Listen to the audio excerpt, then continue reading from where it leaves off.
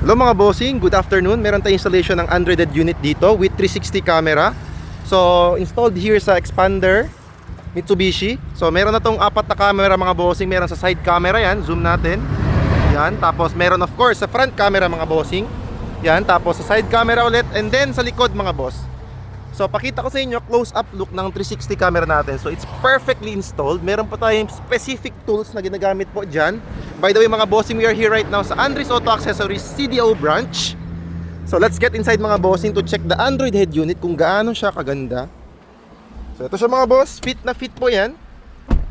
Kasama na po sa frame yung bagong package niya. So, let's check the 360 mga bossing. So, ito yung 3D view niya. We can change the car model mga boss. Car model. So marami yan mga bossing. Tapos meron pa yan sa Get More. Kung may internet connection later, pwedeng i-change po yung modelo ng kotse. Specific po talaga based sa kotse nyo. Tapos ito, front camera, rear, sa sides. Yan mga bossing. Kompletong kompleto po yan. Clear na clear, wide na wide. Kitang kita po lahat.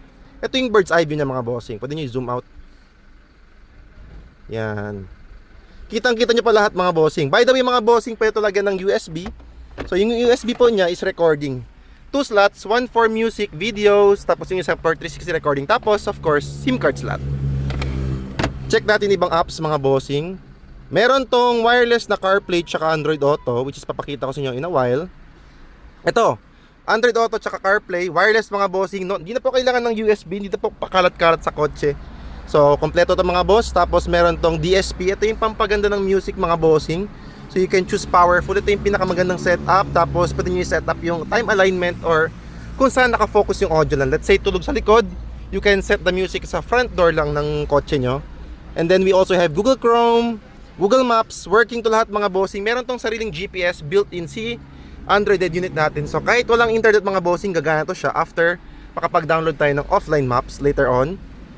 And YouTube mga boss, working lahat. Tapos with SIM card, with Wi-Fi, Bluetooth ready, and many more. Of course, Netflix, Waze. Meron lahat mga bossing. And maganda pa dito mga boss, pag nag-signalize kayo, automatic yan. Yan, naka-signalize. Tapos signalize sa kabila. Sa right naman, yan. Tapos, of course, if mag-reverse kayo mga bossing, automatic din yan mga boss. Yun, naka-reverse tayo. Tapos, volume, steering control niya mga bossing, should be working. Lahat mga bossing. So, yun lang mga bossing. For more info, visit lang po kayo sa shop natin sa Andres Auto Accessories CDO branch. Peace!